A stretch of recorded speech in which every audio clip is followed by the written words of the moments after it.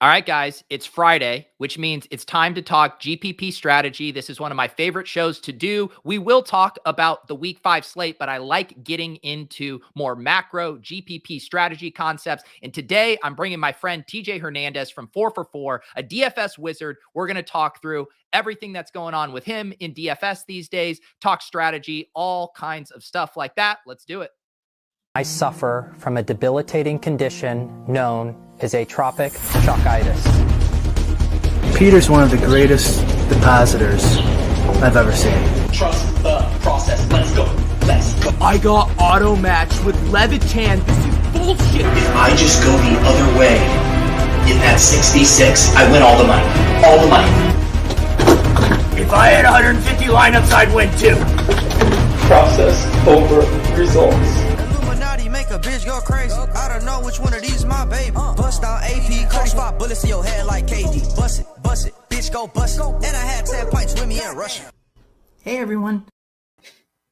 I forgot that intro might be triggering for you because you have famously said you were forced to change the intro to DFS MVP because of that TikTok. Oh man, that hit home, and it's seriously one of the best tweets. It's the best tweet of the pandemic, and it was so triggering for me. I had to go to a generic intro. I changed my whole content plan because of that one tweet.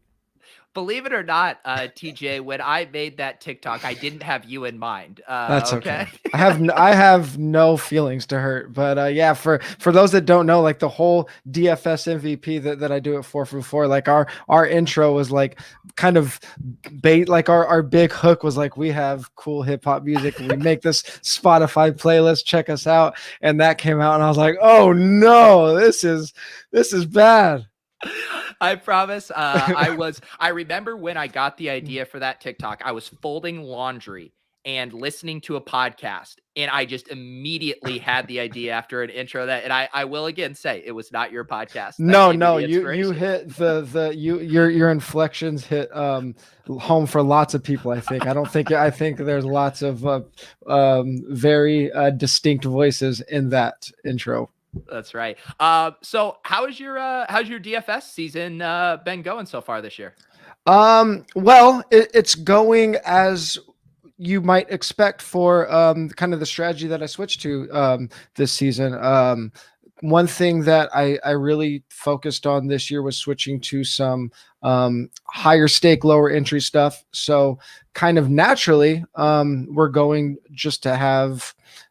We're looking for these big spike weeks, right? If you're only playing a couple high stakes tournaments and only have 1 or 2 lineups a week, like, through 3 or 4 weeks, we're going to have some zeros. So like, I haven't hit yet, like my cash games are doing fine, but I'm just really focusing on these bigger single entry tournaments. So you're not going to hit them every single week, like you might if you're playing a bunch of lineups. Yeah. What are your favorite contests to play right now?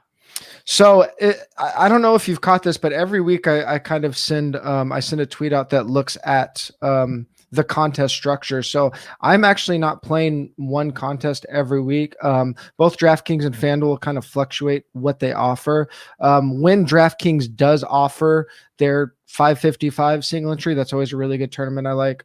They have a 200 and a 300 single entry that are pretty good. And then FanDuel has a 535 that's really nice. And then they just started this, I believe it's the 777 that I haven't played yet, but it's really unique. It's like 40 something people depending on the week. And it pays out like 40% of the field. So it kind of plays like a double up with upside. Like I think first place is only like 4K or something like that. But those like big 500 and up with like 200 or less people have kind of been my go-tos. And again, I'm only playing like 1 or 2 lineups per site. So when you're doing that, it's going to be higher variance like on a weekly level. But I think over the course of a season, you're probably going to see similar, if not better results. So when you say you're playing 1 to 2 lineups, you have just an extremely tight core and you might just pivot a few things, but then put those in all of those single entry contests you like? Yeah, a really tight core of values that I'm targeting. And I'm still like building around like you would for kind of traditional MME. I'm still building around certain game stacks and game flows that I'm targeting, and sometimes maybe even to more extreme. I mean, because when we're playing against 200 people and a lot of times 200 really sharp people, you don't need a top like 1% lineup, right? If the Millie say is scoring 250 points, you can take down one of these higher stakes tournaments with like 200 points, sometimes less. So you need like maybe a 90th percentile score. So you can kind of focus in on a couple games, a couple correlations that you really like. And if those hit, you're going to jump the field a lot than just trying to get every single spot perfect, which you have to do if you're playing something like a millionaire, anything that's really over, anything really over like 5,000 people, it feels like you have to be perfect. Yep. Yeah. We've been talking about that a lot on the show this year. Contest selection I showed on my Monday bankroll challenge. I played like all the spies at the different sizes, the 5,000, the 2,000, and I had a min cash in the 700 person spy that wouldn't have cashed in any of the other ones. Yeah. And it's just a very simple thing about how you almost can. I like that analogy of treating it like a double up with upside there when you get in those smaller contests. Yeah. And you know what? I'm actually glad you mentioned that. That you min cashed and had, if you're min cashing in these higher stakes tournaments, especially if you're new to them, you want to be able to recognize some decent return when you do min cash, right? So one thing when I say I'm looking at the tournament structures, I'm seeking out flatter payout structures, and I know there are two sides of it, because when you do hit or come in first place, you want to maximize your upside. So a lot of people do want to chase that upside, but at the same time, it's really hard to come in first place. And more often than not, when we do cash, it's going to be somewhere in that like slightly above a min cash, or even if you're top 10, you also want to maximize your payouts there. So I'm looking for flatter payout structures. I'm looking at how much of the money's going to first place, how much you make when you min cash, how much you make if 10th place versus first place. And I think all those things matter because it does add up. And I'm not saying that you shouldn't be chasing upside, because that's a whole point of playing GPPs. But if I'm playing something for $500 and I min cash and I only, my ROI is like still less than 50% on that min cash, I don't think it's the best way to maintain what you're trying to do, and you kind of lop off some of that variance. So I'm paying attention to all those things, and sometimes I'll get away from it. There's tournaments that I'll like because of the juicy upside, but I'm trying to pay attention to those structures as much as possible and find the best ones for myself.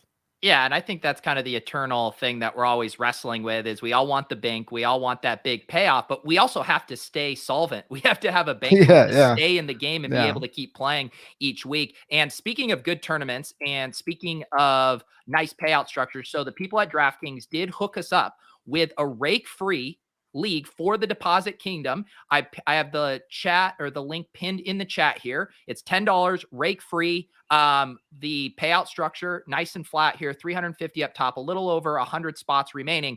TJ, tell the people why it's very important to enter any of these tournaments that are rake free when you can get them. I mean, it's essentially free money, right? Like if we're talking about these tournament structures, what we're really talking about is an expected value on our money. And the expected value means the most money in the prize pool available. And one thing, the way the sites make money is they take money from your buy-ins. So when they're leaving all of that money in, all of those buy-ins in, not only does it add to the upside of the tournament, but more people are able to cash. It makes it easier to cash. It's very analogous to, I'm sure you've talked about chasing overlay when we're looking for tournaments where it doesn't fill. If you have a rake-free tournament, we're basically getting a free overlay tournament. So it's huge.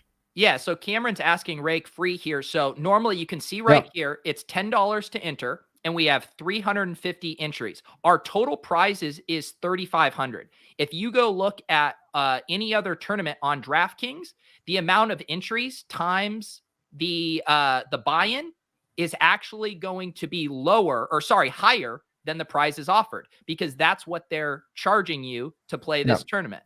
And the same thing if you play poker, it's familiar, right? Where you're sitting at the table and you see the dealer grab some out of the pot and pull it over to the side. That's the rake. Yeah. And so, go ahead, TJ. What's the buy-in for this tournament? $10.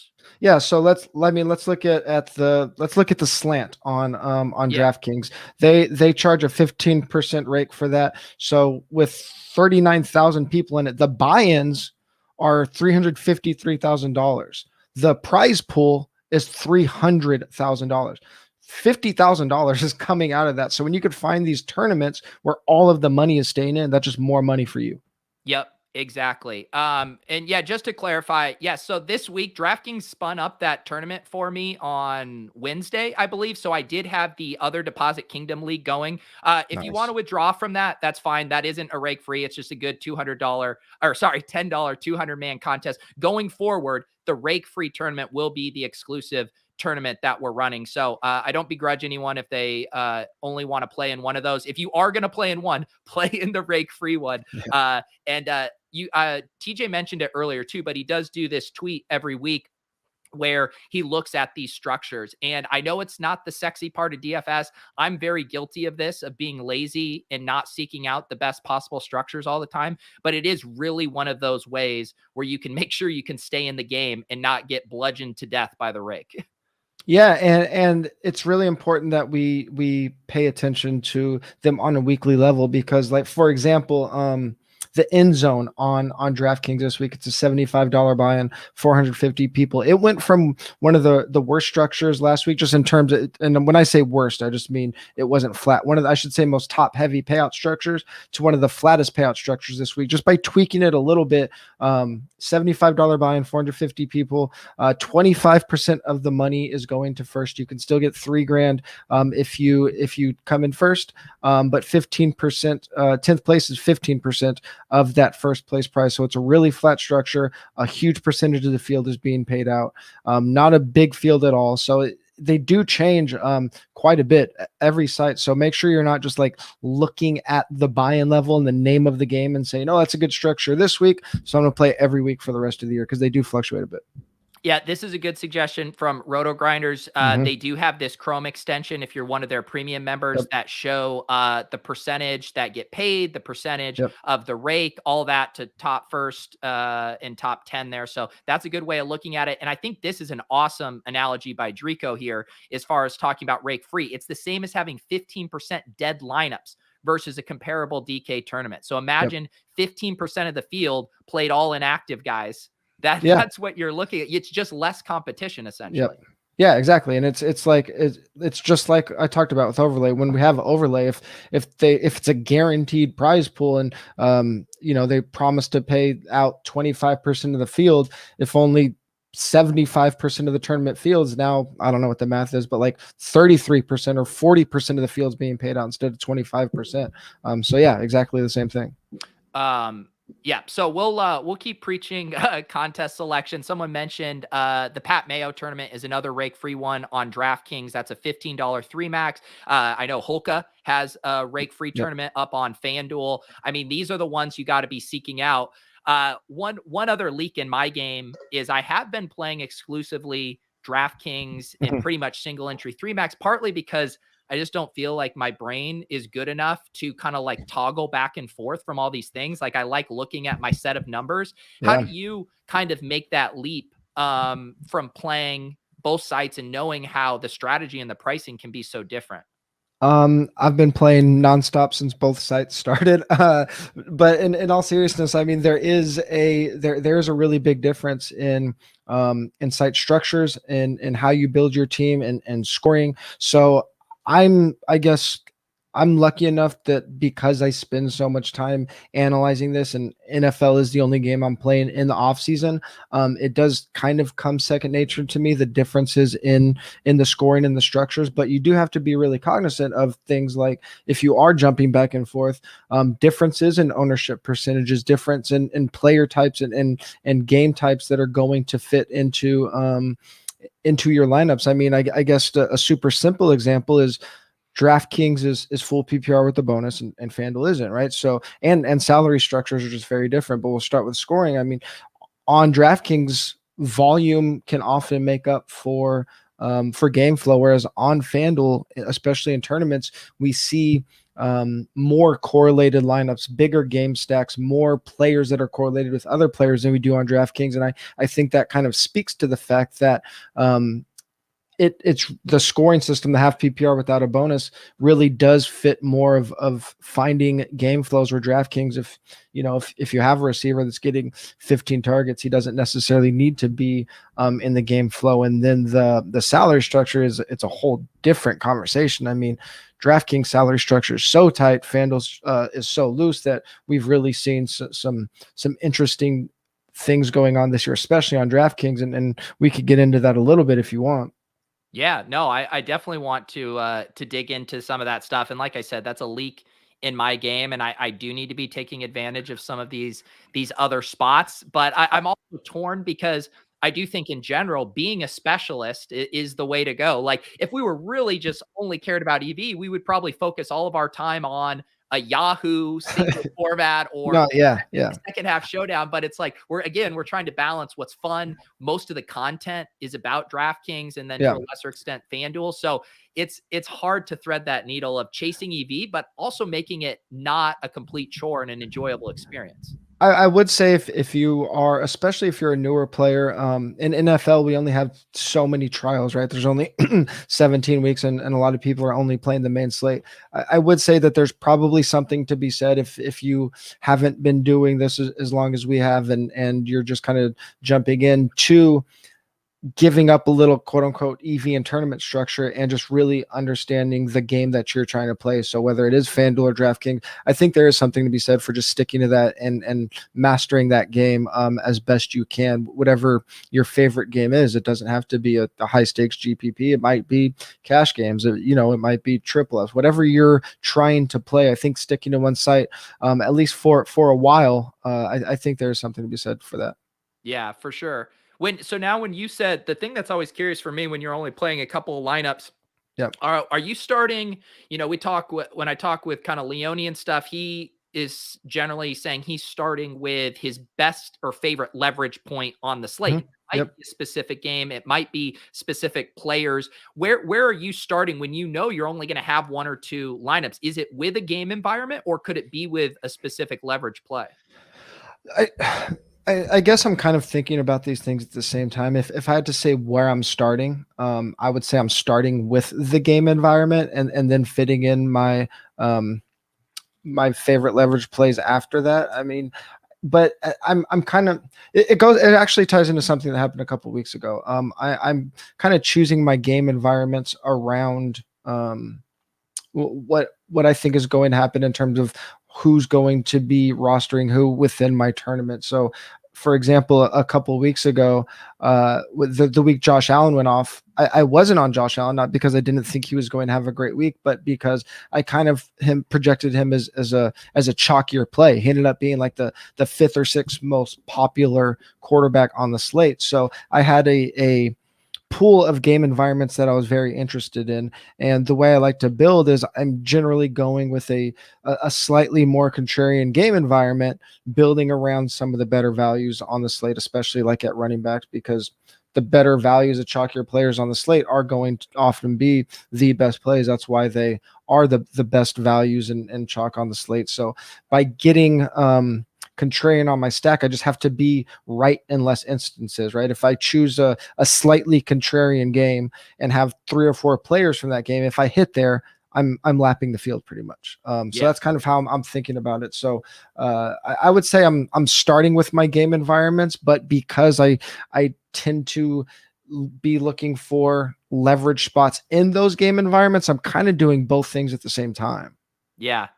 One of the most difficult things I've been dealing with this season is how to decide between, like, once you hone in on those game environments, I feel like every single week, and this week is the exact same. It's the same story with Justin Jefferson and Adam Thielen. Both are going to be sub 10%. Yeah. Both are going to come in under a certain amount of ownership. You have to pay more, or similar ownership. You have to pay more for Jefferson. And like when you're in these situations where the two plays are so similar, I would say like even like the Christian Kirk, AJ Green, Rondell Moore trifecta and stuff. Are you, when you land on those situations and things are so equal, is this when you are kind of splitting your exposures, or how do you think about where your specific targets are once you settle on a game environment? So I actually want to touch on that exact thing you said before I answer that specific question. You mentioned that like whatever, Arizona and Rondale Moore versus Vikings or something like that.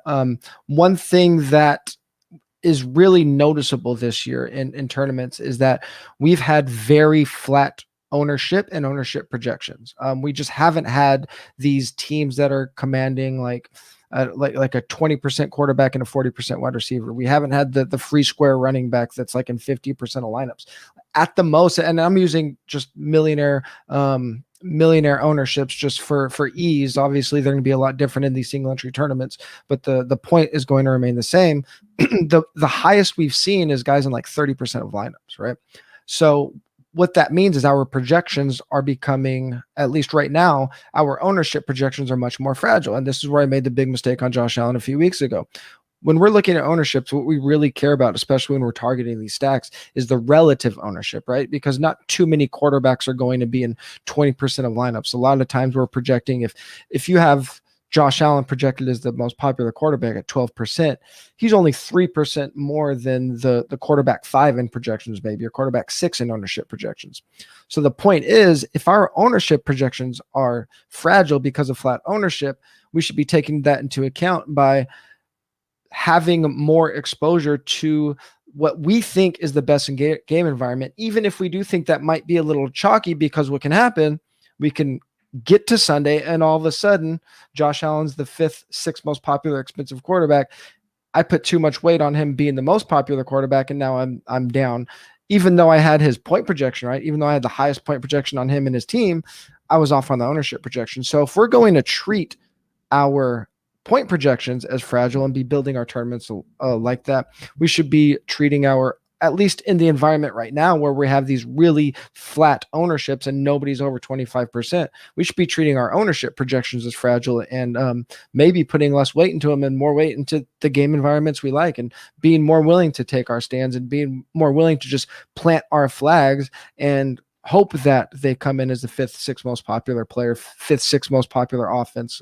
Because we can be wrong in those things. And a lot of projections have been off this year because they are bunched so tight together.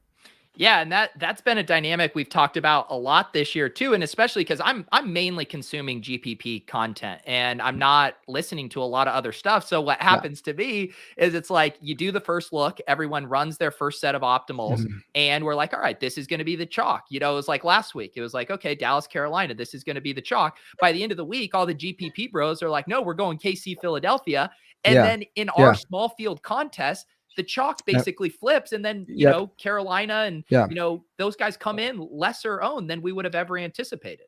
Yeah, and I think the GP pros are kind of, it's turning into a leveling game, right? Like you mentioned poker. It's like, I know what he has and he knows what I have, so this is what I'm going to do if he thinks I have this. And it's how deep can you go into it? And I think it kind of ends up coming first full circle where if we are landing on these game environments, like you said, the spots that we can figure out suddenly become these single players that we're adding in that we know are going to add the most leverage. When I say the most leverage,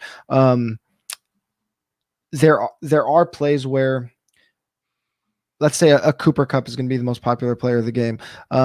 If somebody else in that game is not only going to be a leverage on Cooper Kupp, maybe it's the opposing running back. If that opposing running back is also going to be leverage on one of his popular receivers as well, but also going to be a price pivot off of who we know is going to be a chalky running back, then like those one-off plays, and this is something I talked about earlier in the year as well, not just looking for leverage spots, but looking for spots or single players that can add the most leverage. So someone that's a price pivot, a leverage off of his teammate, and maybe a leverage off of the opposing teammate. Now we're getting leverage from in 3 different spots off of one player, instead of saying, oh, this player is going to be a pivot off of this player. That's one leverage spot. Now I'm going to try to figure out all these other ones. Kind of similar to game environment, right? We can be, we can benefit from the most chaos in one spot. For sure. And I don't know if you felt this way. I felt like last week was just a horrible GPP week. Everything, the ownership was so flat. It was so spread out. I didn't have any direct spots I wanted to gravitate to. I ended up gravitating to that Minnesota Cleveland game. I did like that environment. But as far as like chalk players. Like no one was running over 20%. There were no big, individual teammate leverage spots. This week, though, I mean, I'm getting very excited because the leverage spots seem very obvious this week. I think in weeks like last week, it kind of ties into what we're talking about in terms of when you can't predict what's going to happen, just kind of sticking to your guns. This week, are you thinking everybody's going to be on the Dallas game? To a lesser extent on Tampa Bay, is that kind of where you're looking? Well, to me, it was actually more individual player thing. Okay. So it's like Derrick Henry, I think, is going to approach 30%. All of a sudden, AJ Brown's off the practice report and he's been out of sight, out of mind. I'm seeing him at about 5% right now. Like that's a dream leverage spot. We have Devontae Adams, who's going to approach 25% ownership. Aaron Jones is going to be at about 5% ownership, another dream leverage spot. So those are some that I've started to get excited about. Yeah, and this is also a super unique week in that we have a lot of the premier players off the main slate, right? Like we have, I think, the top 3 projected quarterbacks of 4for4 aren't on the main slate. Like 5 of the top 8 projected quarterbacks aren't on the main slate. Tyreek's not on the main slate. Cooper Kupp's not on the main slate. The Seahawks. So guys like Devontae and guys like I think Dak and Kyler we're going to see their ownerships higher than we have seen some of these premier players because Derrick Henry again, because there aren't a lot of the big name players are off the main slate. So yeah, there are going to be some pretty big leverage opportunities this week. Aaron Jones, we've seen him be that you mentioned, we've seen him be a huge leverage spot multiple times. When Devontae goes off, I think it was week 2 last year was a very similar situation. I think it was even more extreme. Devontae was like 40%. I have Devontae at 25% right now on DraftKings and Aaron Jones at 7.5, I believe. Yep. Yeah. And another one too that jumps out to me is just with Leonard Fournette, probably going to be the second highest owned running back on the slate, unless Damian Williams or Pirine get crazy steam. But you can go to the passing game there. Like a Brady Evans is coming very low owned. Brait doesn't seem like he's getting steamed that hard. So like the leverage spots just seem so nice this week.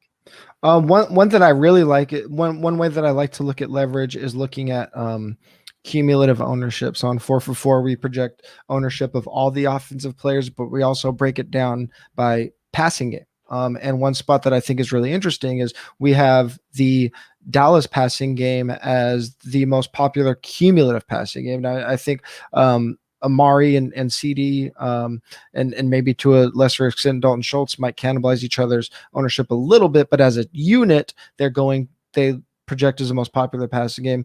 I like looking at spots like that and looking at someone like Saquon Barkley, where I can play him opposite that and only maybe run like a mini stack and only have one of those Cowboys pass catchers, hopefully hit on the right one. Obviously we're gambling a bit there, but instead of loading up on Dallas like a lot of people might try to do, just taking one of the pass catchers, or maybe I think Zeke might actually start getting a little bit popular, but getting Saquon on the other side. Yeah.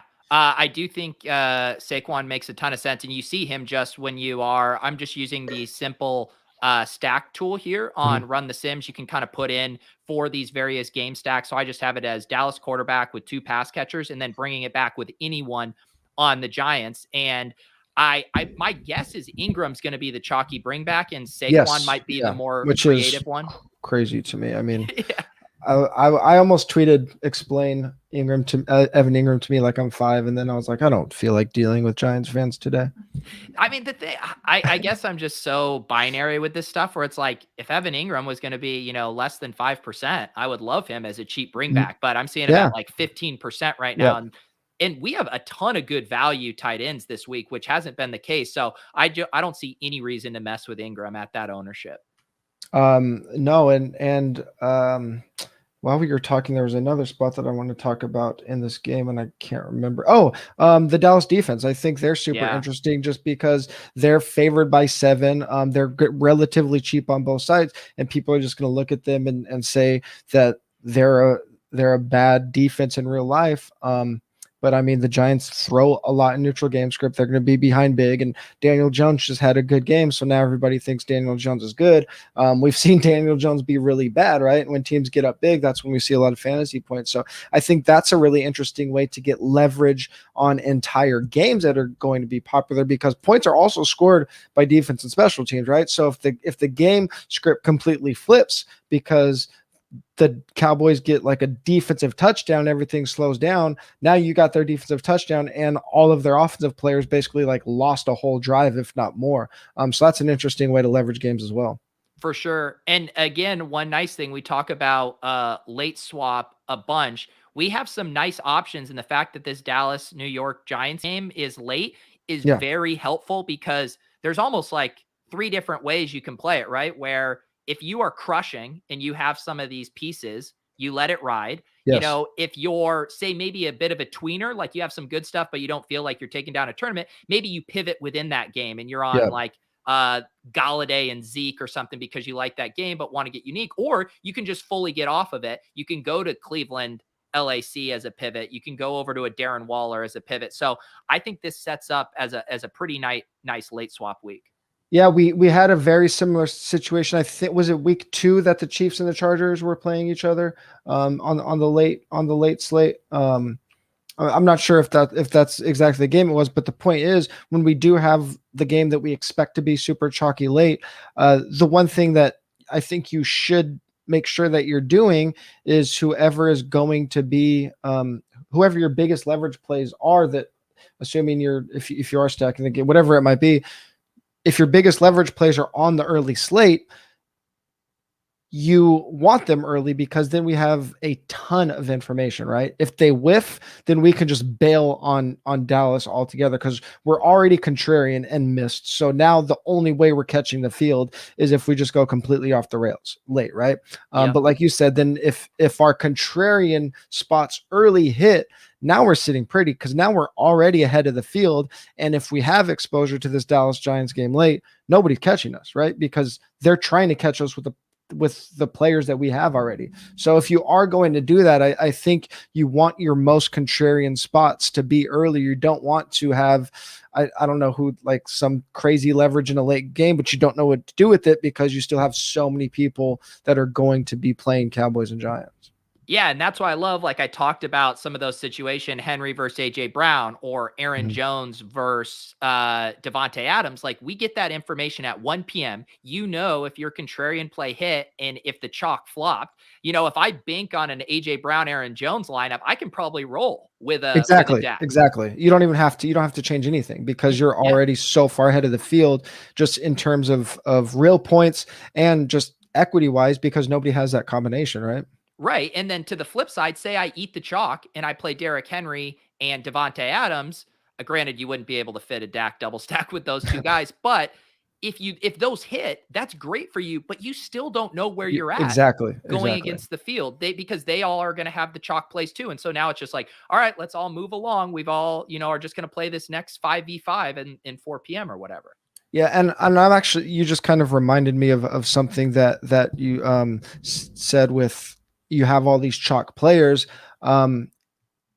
with what we've seen in ownership, with the ownership being so flat, like our target ownership on our lineups. I don't know if you've built this way, but like in the past, we've kind of been targeting like a cumulative ownership, like an average of 15% average ownership across all of your players. It's down to like 9 or 10% right now, because it's really hard to get up to that average ownership of 15% when the most popular players are only 22%, 23%, right? So if you're using a lineup generator, for example, which I know you and I would never do, we're hand built for life, but if you're using a lineup generator and setting your exposure at like average 15%, you're going to be way too high. You need your average exposure to be down at like 9 or 10% right now.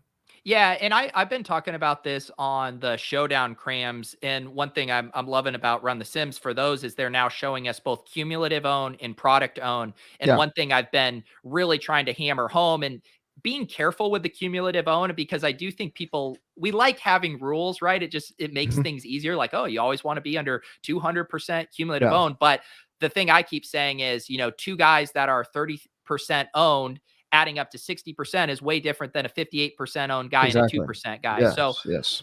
I think you got to be very, like you said, slate specific. Where Yep. are these ownerships falling in? And you might have to throw it out the window if it's Yeah. a slate where it's completely spread out.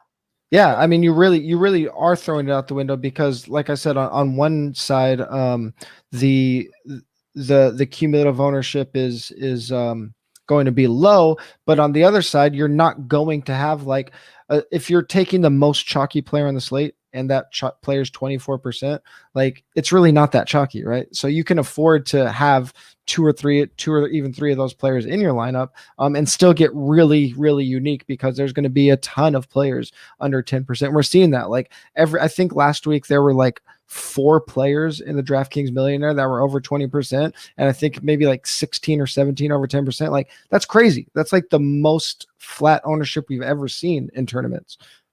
Yeah. How are you, one of the questions that I see come up a lot, because we are often talking about small field single entry stuff, and the ownership percentages do come in very differently. And then it can be even exaggerated with late swap because everyone makes the trendy late swap to DK Metcalf 2 weeks ago. And he comes in higher owned than I think Cooper Kupp in some of these. So it's like, how do you think about either with math or just by feel adjusting for ownership? Because it is the contests we're playing are so different than the Millie Maker. It is a lot by feel, and I try to track them both and compare them. The tough thing in these smaller fields is that there is a lot more variance in what we'll see in the ownership percentage because it's less people, right? So if 3 extra people decide to swap to the DK Metcalf, that could boost his ownership up like quite a few percentage points. Whereas in a large field like the Millionaire, like a lot of late swaps are going to have to happen. So I'm kind of doing it by feel, and a lot of times, luckily, one of the bonuses of playing in these smaller fields is if you're late swapping, it's either because you're really dead in the water and you can just go off the rails, or you're pretty close to a good score and you don't have that many people ahead of you. And in those cases, when there's only 200 people, it can be relatively easy to look at the lineups around you and get a good idea of where they're at and where your pivots can be. So you can go in there and do some reverse engineering and looking at other lineups. But a lot of times it's just looking at the other names in the tournament and getting used to the players. A lot of times if you're playing in a 200-man $500 buy-in, it's the same names every single week. Kind of trying to get a feel for what these guys are doing and who's swapping to what. So way less math in those, I think a lot more feel. Yeah. And I do think it is very helpful. TJ used the term, these levels. It is helpful to listen to the GPP content out there. Listen to the DFS MVP, listen to Blender, and listen to Leone and Dink over on ETR, because the majority of people in our small field, mid to higher stakes contests are listening to this content. And so it is going to drive and dictate these things. And then you can kind of be out ahead of the level game and ask yourself, wait, is this DK Metcalf pivot actually going to be as sneaky as the early ownership indicated? Yep. Yeah.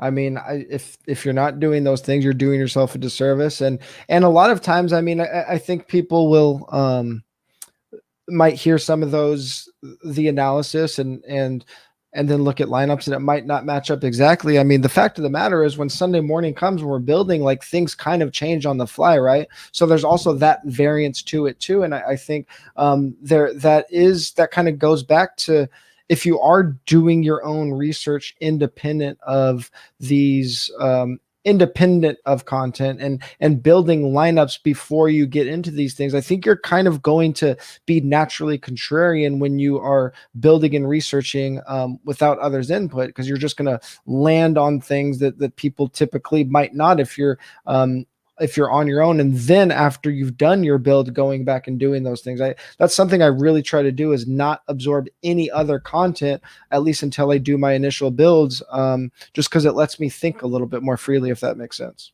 Yeah, it is. It's such. I feel like I'm saying this about a bunch of stuff, but it's such a delicate balance between I do want to know what the field is doing, but I don't want to get anchored and Yeah. swayed into certain things. And that's why the thing that keeps me anchored is looking at very few inputs. I want to look Yeah. at the value. What's the kind of points per dollar I'm getting here? Who are just the great values? What's the ceiling projection? And what's the ownership? And now, of Yeah. course, this year I'm excited to have the sim results as well to compare that to just kind of what is the math showing us.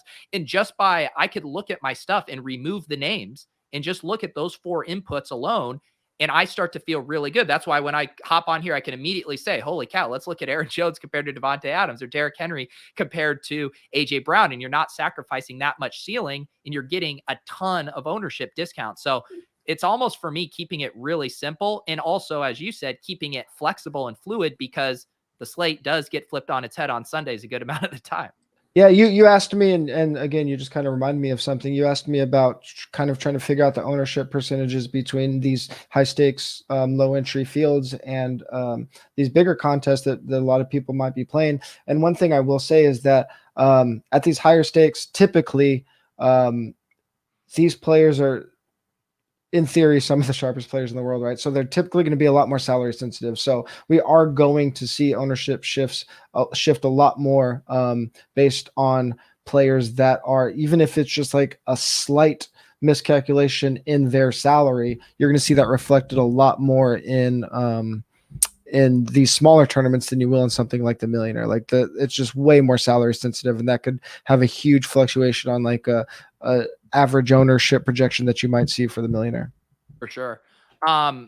Let's start to get into a little slate specific stuff here. As much as I love doing all the macro stuff, I think it's so valuable. It is fun to dive in and try to apply this to the slate. Dorico reminded me here, Christian McCaffrey been practicing this week. What's your read on him, and how do you think he does impact kind of ownership, probably specifically as it pertains to Derrick Henry there at the top end?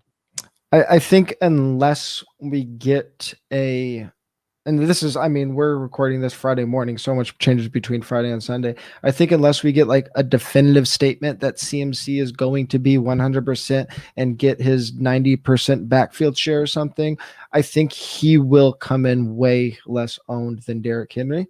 I don't think it'll push it way down. If he is 100% going to get all of the snaps, I think we'll start to see Henry's ownership come down in CMC. I don't think CMC will be chalky, but I mean, I'm talking here between him being like sub 5%, between him being like 12.5%. And that's now when you have two players that are that much in their own salary range, they're just naturally going to eat into each other's ownership, right? Yeah. Yeah, that'll be interesting to keep tabs on. I have zero inside sources or anything, but my gut says he doesn't play this week. Yeah. It's just kind of how it feels, very rushed, and I just don't know why they would risk it. I mean, we see, like, you see the Dalvin Cook quotes and they're so frustrating. He's like, I'm not 100%, but I'm just going to keep playing. And it's like, what are we doing here? And I think if you just think about it from a from how people play DFS. If CMC is a game time decision, they're the early game, right? They're the 1 p.m. game. Yeah. So if it comes out at 9:30 that he's active, are all of these Derrick Henry lineups just going to switch to CMC just because he's active? Like, probably not, right? No. And then people that don't have Henry, they're not going to completely flip their builds because he changes your build completely if you roster him, right? All these people that built Sunday or Saturday, they're not going to start from scratch because CMC is active, right? An injured CMC. So I think even if he is active, most likely we see him well under 10%. And I don't think Henry's changes much. Yeah. Wanted to pull up just some of the optimal lineups right now that the Run the Sims optimizer is spitting out. See if anything kind of jumps out to us as surprising, as maybe predictable. What's your take on the Trey Lance? Because I feel like if we didn't have the kind of uncertainty with Jimmy Garoppolo's health, and it was just like Garoppolo's out, Lance is starting, I feel like he would have gotten steamed to be the highest owned quarterback on the slate. I think he'll still be up there in one of the more popular plays. But I think it sets up really interesting opportunity because I think if he does end up, I don't know if he's going to be more popular than Kyler. Let me look at my ownership projection real quick. I think he'll be more, I think he could approach Dak I don't think Kyler's going to be that popular at 8,000. So that's what I was going to say is like Kyler, one thing I've noticed with Kyler, and again, this goes back to the difference in salary structures between FanDuel and DraftKings. He's been one of the most extreme players in terms of like high ownership on FanDuel, low ownership on DraftKings. So it kind of naturally makes me want to go to have some Kyler because I think that's just a very interesting scoring environment. Dak's probably going to be the most popular quarterback on the slate, and I think Trey Lance can start sneaking up there. So I like if you can get the QB1 and DK scoring as like the QB6 in ownership, I think that sets up a really good leverage opportunity, especially if Chase Edmonds is out and we see James Conner start like getting up in that like 15 to 20% ownership range. Then I think I'm all over Kyler in tournaments. Yeah. I'm with you. I ended up building some Kyler double stacks last week because I was like, why is no one going to play an MVP double stack in the highest over under game of the week? But just because of pricing, and I think they're not being a very clean stacking partner, that people have been just kind of going away from it. I kind of like that though, right? Oh, because I do too. We have the one of the highest scoring offenses in the league, the highest scoring draft quarterback by DraftKings points in the league, and people are like, I don't really want to stack them because I don't know who to stack them with. Well, that's great for me because now all of his pass catchers are going to be sub 10%. Nobody wants to play one of the best receivers in recent history because he has 4 games with a 7 target average. It's like, yeah, well, we also have 50 games where he has a 11 target average, right? So what do you think is more likely to happen, that Nuke is going to be behind AJ Green and a rookie for 17 games, or that we have a 1 month sample that at the end of the season we're saying is kind of noise and we should have seen this? Like, I want to be on Nuke before everyone else is. I was just going to ask you, are you team, go down to 2 of the 3 cheap guys, or is it finally a bounce back week for Nuke? I told Hulk asked me this question earlier, and I said, if this keeps happening, I'm probably going to lose my entire, you were talking about being solvent. I'll probably be insolvent from chasing Nuke because you can't convince me that he's going to be behind these guys all year. Yeah, he's been practicing in full this week, right? I believe so. Yeah, which is important because I don't think he was healthy the past couple weeks. Yeah. One other kind of wrinkle to this slate, that I guess I'm a little confused by. I'm not seeing a ton of steam for Damian Williams and P. Ryan, and that kind of surprises me. Is it because everyone just feels so good about Leonard Fournette down there? Well, we heard the Bengals coach Zach Taylor come out and said that if Mixon's not active, it's going to be a committee. Like, he straight up said that, right? So it makes sense that people wouldn't be on P. Ryan. The Damian Williams one really surprised me. I projected him as like I do my initial projections Thursday morning.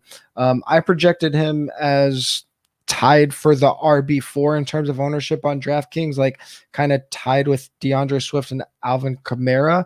But that's still like, excuse me, sub 20%. I guess it does just have to do with the pricing because he's only 400 more than Fournette. So I guess he kind of works as a price fit. I was kind of hoping Damian Williams was going to be more popular because one of the players that just really popped for me this week was Henry Ruggs. And I was hoping that if Williams ended up like 25%, then I have a huge leverage play in Ruggs. But it's one we're going to have to track. But yeah, I think it just has to do with the fact that Williams and Fournette are only $400 apart. That's the only thing I could think of.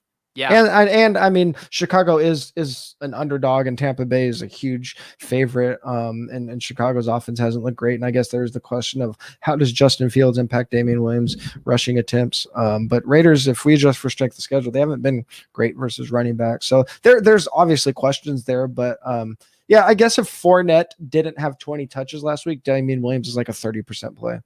Yeah, I agree. Yeah, and I think just Damian Williams, compared to a P. Ryan, there's not a Chris Evans there behind Damian Williams with no Tariq Cohen. That's just going to cap his pass catching. Like, I assume he's just going to be a near 1-for-1 for David Montgomery.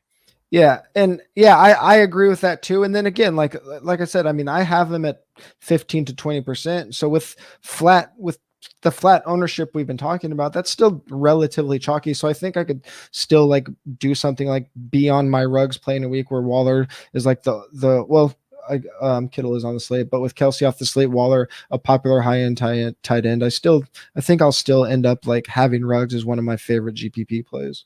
I hadn't honed in on Ruggs yet, but now that I look at my stuff there, he looks very nice as far as the top 20 guys in ceiling projection. He has by far the lowest ownership percentage of those 20.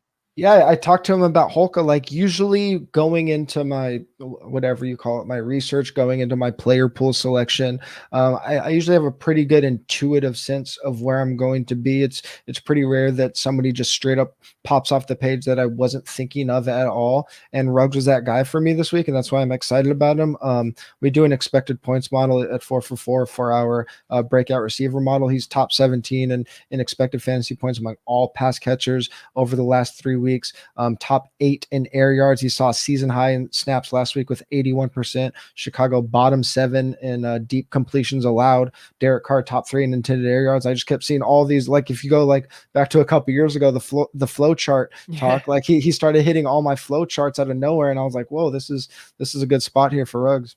Yeah, for sure. Are there any other names just kind of on this set of optimal lineups that stand out to you as surprising? I mean, I am seeing the Kirk Cousins double stacks there with Justin Jefferson, Tyler Conklin looks pretty interesting to me at that kind of ownership as well. And the fact that the math is jamming them in these lineups is intriguing to me. One name that is popping up in the lineups a lot that makes me pretty nervous is Jacoby Myers. Yeah. I think obviously the volume is there for Jacoby. And we expect the touchdown regression to happen, right? But when they've got in the red zone and near the goal line, they've been targeting their tight ends, whether it's Hunter Henry or Jono Smith. So I think in a week where we have, you mentioned there's a lot of mid-tier tight ends that are popping in lineup generators or as optimal plays. That actually makes me want to go more contrarian because it means there's just a lot of players that we're unsure about at a position that's extremely volatile. So Jono Smith, even though he hasn't had the snaps or routes as Henry, he's top of the league in targets per routes run, tied for among tight ends, tied for the most targets inside the 10-yard line among tight ends. So if Jacoby ends up being near 20%, and especially in really large field stuff, I think John is a super interesting play. Yeah, I like that thought there too. Yeah, Jacoby feels like this week's Odell Beckham, who at the beginning of the week felt a little sneaky. And then by the end of the week, everyone's like, oh, 5,600. I love this. And he does. I mean, he was in the air yards by low model, too cheap relative to his role. But I think the ownership is going to outpace what you're actually getting there. Go back in time and tell 2017 us that we're calling Jacoby this week's Odell. Seriously. Rough. Yeah. Life. It's funny too. I was like answering start sit questions, last night for the Fantasy Life app. Yeah. And you can catch me there Saturdays at 2 p.m. Pacific time on the Fantasy There you Life go. app. Yeah. Also shout out Betsperts in the 4for4 gang over there. Yeah, man. What was I going to say? Oh, yeah. Everyone's asking me these Cordell Patterson questions. And I'm like, Patterson? Why would you do that? Yeah. And it's just like, how fast does life come where Patterson is just the de facto answer to any start sit question? That's actually really funny because I tweeted last week, my preseason me wasn't prepared to be debating Michael Carter versus Cordell Patterson rest of the season. And that was before his big game. Yeah. It's wild. And now, of course, we have no Calvin Ridley. We have no Russell Gage. And it's like, all right, Cordell Patterson, more touches on tap. Yeah. Hey, Europe, here's the Falcons and the Jets. Have fun. Yeah. There's your PSA. Appreciate you guys. Might have to get up early, play some Showdown for that slate. Let's do what we always do here and wrap up building a lineup. Once again, get a plug, Deposit Kingdom Weekly League. Let me refresh here, see how many entries we are up to. We got to fill this out of 350. How many? Up to 263. So this will get filled by tomorrow afternoon. And I will pump it on Twitter. So don't force me. I want to keep this for just people watching the show in the Discord, all that good stuff. Fill this contest. TJ, I'm going to give you the honors. It can be a leverage point. It can be a stack. Where do you want to start with this lineup? Let's go with the player that I'm most excited about. Henry Ruggs. Hopefully Damian Williams does end up being pretty chalky. Darren Waller, I think, he gets some run. Even Darnell Mooney might get a little bit of steam by Sunday. So I think Ruggs can end up being a pretty good ownership. Ruggs ownership getting Ruggs now too. Or are people pumping? Is Ruggs going to get steamed? No, he's saying the steam is coming from inside the house. Oh, okay. Yeah. See, it's our fault. It's our fault. Corey's mad at us about talking about Kyler. Drico's mad about us talking about. I'm gonna go out on a limb and say 20% of the millionaire field isn't listening to us. So go. So play the millionaire. Don't play any of the low stakes stuff that we're talking about. Everybody, or high stakes stuff we're talking about. Everybody's listening to us there. Go play the millionaire this week. So just real quick on the Ruggs, are you interested in him fully as a one-off, or are there like a mini correlation and kind of really hope that this game paces up? I think you can use it both ways. I don't mind it as a mini correlation. I actually don't even love Fournette this week, so I'm actually into having a mini with Damian. Yeah, I kind of like the Damian play too, just because I think his ownership is going to stay more in check than he would on a normal week where we didn't have these exact dynamics with Fournette and P. Ryan. So yeah, let's get that mini correlation in. I'll do that one, and we'll toss it back to you. I mean, I when I do these lineup builders on shows, I like to stick to my guns. So it's probably going to pigeonhole us into a bit of a studs and duds build, but let's see what we can do with Kyler and Nuke. All right, let's do it. So we're going to do Kyler. We are going. And I should note now that we're building right here, like one thing that I've noticed across the industry, whether you're playing DraftKings, FanDuel, or Yahoo, and it could just be noise. We're only 4 weeks into the season, but a lot of top lineups have been stacks without a bring back.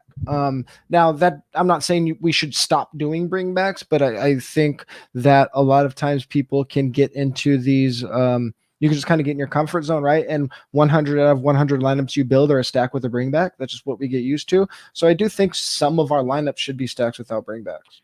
Yeah, and it's interesting you said that, because I think based where we're at as far as salary, I don't think we can afford a Debo or Kittle bring back. So then really the only conversation is, do we have a stomach for Brandon Ayuk at 4,500?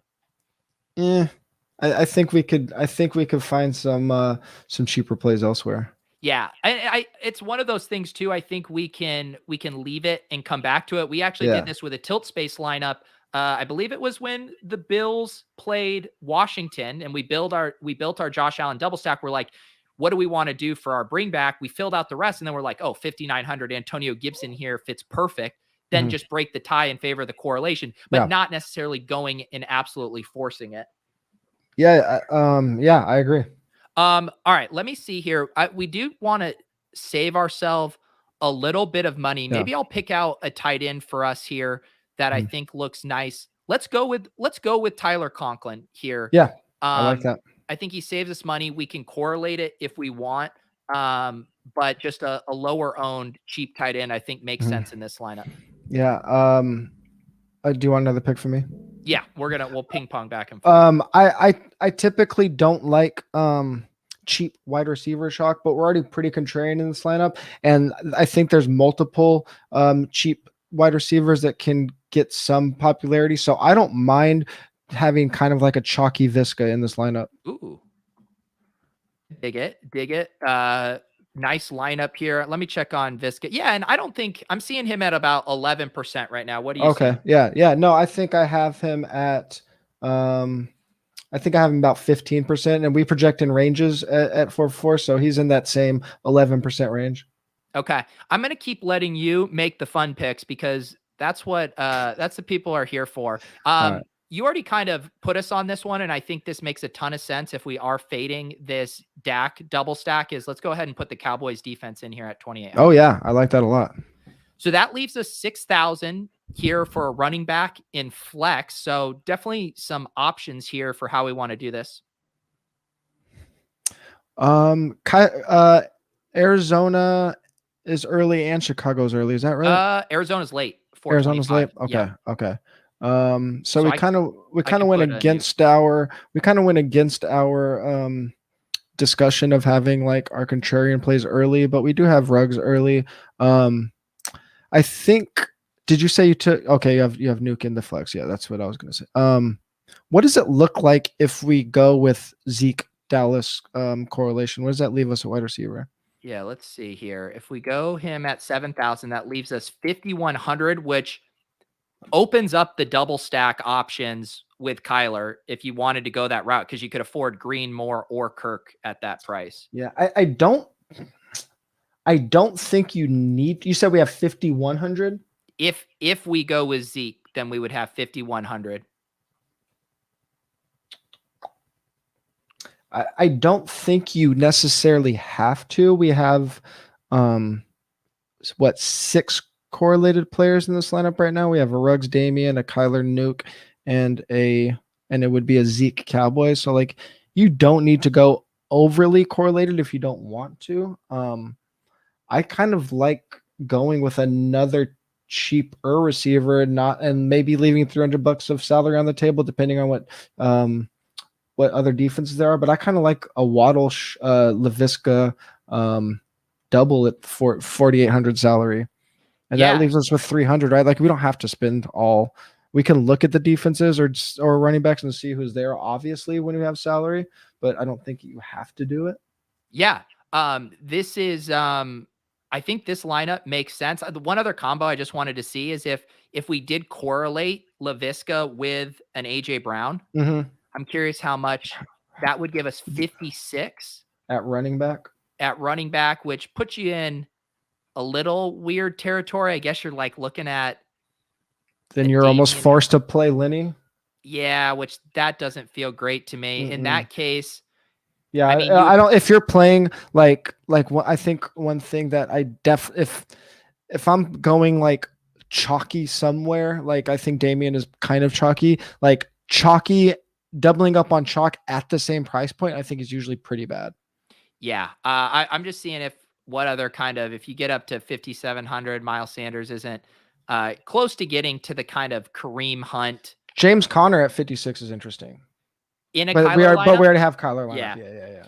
Yeah. So you run into a little bit of a dead in there. You could punt defense. Like you could play Texans defense at home versus Mac. Yeah. I think if you're going to be completely off of that Cowboys game, I think the defense just makes a ton of sense to have. Yeah. I will say, if you were to just punt it off, you could get in Swift there and do like a little mini correlation with Conklin. Swift gives you some nice upside. So there's some ways you could re-engineer this lineup, and I still think have it in a pretty good spot. Yeah. But I do like the is final call on me. Is that what your pause is? Me making the final call? No, I think we already had your final call. Okay. Waddle and Zeke, right? Yeah. I like that a lot, actually. I like showing a few different variations at the end. Sure. We can't have everyone dupe in the same lineup, you know? Yeah, absolutely. Well, TJ, I appreciate you swinging by. Always good to talk shop with you, hear your thoughts. Glad to hear your season is going well. You guys got all kinds of good stuff going on at 4for4 over there. DFS MVP. What else should the people be looking for? Yeah, the regular DFS MVP actually comes out tonight, where we cover value on both slates. But we have a lot of other shows. Yahoo Values come out with Matt Harmon every Saturday. That's on the DFS MVP and the Yahoo podcast feed. And if you want my final thoughts on what we talked about today, we do a Discord show for subscribers only on Sunday morning. That's a Jordan Vanek, 8 a.m. Pacific time. We're doing like a full final rundown of GPP Sunday morning. So check that out if you haven't subscribed yet. Yeah, there you go. That's 11 p.m. Eastern? Yeah, whatever time is way over there. Perfect. I go on Pacific time. Yeah, there you go. Awesome. I will be back. Actually going to be back in 90 minutes. We're going to do Splash Play with John Daigle from NBC Sports Edge. And then I will be back on Sunday a.m. at 10:30 a.m. Eastern to talk through all the latest movements with injuries, all that good stuff. So thank you to TJ from 4for4. Check them out over there. I'm Pete Overzet. I'll see you guys in a few.